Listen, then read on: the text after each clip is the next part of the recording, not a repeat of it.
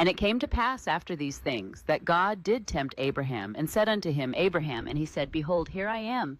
And he said, Take now thy son, thine only son Isaac, whom thou lovest, and get thee into the land of Moriah, and offer him there for a burnt offering upon one of the mountains which I will tell thee of. And Abraham rose up early in the morning, and saddled his ass, and took 2 of his young men with him, and Isaac his son, and clave the wood for the burnt offering, and rose up, and went unto the place of which God had told him. Then on the 3rd day Abraham lifted up his eyes, and saw the place afar off.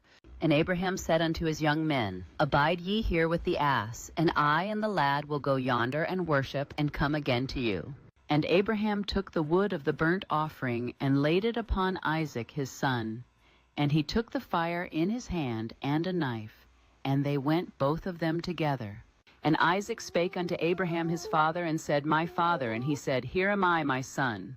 And he said, Behold the fire and the wood, but where is the lamb for a burnt offering? And Abraham said, My son, God will provide himself a lamb for a burnt offering. So they went both of them together. And they came to the place which God had told him of. And Abraham built an altar there, and laid the wood in order, and bound Isaac his son, and laid him on the altar upon the wood. And Abraham stretched forth his hand, and took the knife to slay his son. And the angel of the Lord called unto him out of heaven, and said, Abraham, Abraham. And he said, Here am I.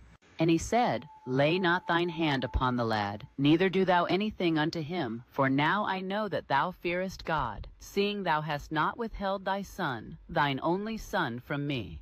And Abraham lifted up his eyes, and looked, and behold, behind him a ram caught in a thicket by his horns. And Abraham went and took the ram, and offered him up for a burnt offering in the stead of his son.